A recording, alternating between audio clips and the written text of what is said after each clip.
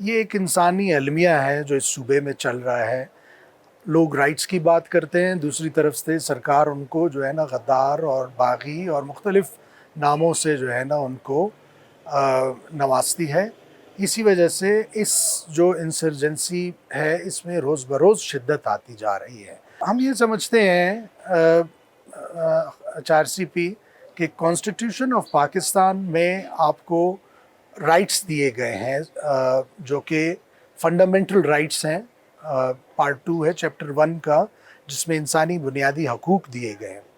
یہی حقوق ہیں پیسفل اسمبلی. آرٹیکل 16 ہے کہ آپ کو ہر شہری کو یہ حق ہے کہ وہ ایک پیسفل اجتماع کر سکے، اور اس کو جب تک وہ اسمبلی وائلنٹ نہیں ہوتی تو اس پہ کوئی اس کو روک نہیں سکتا. اس کے علاوہ فریڈم آف موومنٹ آرٹیکل 17 ہے، وہ متاثر ہے. لوگوں کو کہیں پہ جانے سے روکا جا رہا ہے، ان کو بالکل روڈز کو بند کر دیا گیا کنٹینرز لگا کے، اور جو لوگ وہاں پہ جلسے میں شریک ہونے کے لیے جانا چاہ رہے تھے ان کو روک دیا گیا. تو یہ اس آرٹیکل 17 کی بھی وائلیشن ہے. پھر آپ آرٹیکل 19 لے لیں، فریڈم آف سپیچ. آپ کے میڈیا کو کسی کو کوریج کرنے کی اجازت نہیں ہے. دیگر پاکستان میں آپ دیکھ رہے ہیں کہ بہت سے اسمبلیز ہو رہی ہیں، ان کو 24 گھنٹے کوریج دی جاتی ہے، لیکن بلوچستان کی اسمبلی کو، چونکہ وہ رائٹس کی اسمبلی ہے، بات کرتے ہیں اپنے صوبے کی، اپنی خود مختاری کی بات کرتے ہیں، اور جو ناانصافیاں ہو رہی ہیں اس صوبے میں اس پہ بات کرتے ہیں. تو آرٹیکل 19 کی وائلیشن ہے.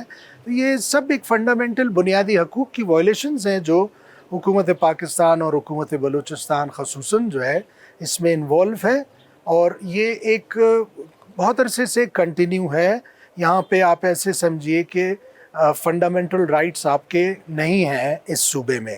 تو ہم سمجھتے ہیں حکومت کو جمہوری رویوں سے اپروچ کرنا چاہیے، جمہوریت سے آگے جانا چاہیے، نیگوشیٹ کرنا چاہیے، لوگوں کو انوالو کرنا چاہیے. یہاں کے جو لوگ ہیں، انڈیجنس لوگ ہیں، یہاں کے صحافی ہیں، وکلاء ہیں، سول سوسائٹی کے لوگ ہیں، سیاستدان ہیں، ان سب کو ایک ڈائلاگ میں انوالو کریں اور ان مسائل کا حل نکالنے کی ضرورت ہے.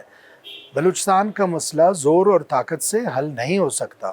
اس کا واحد رستہ نیگوشیٹ کرنا اور گفتگو کرنا ہے. لوگوں کے ساتھ آپ گفتگو کریں گے، یہاں کے لوگوں کو انوالو کریں گے، مسائل تبھی حل ہو پائیں گے.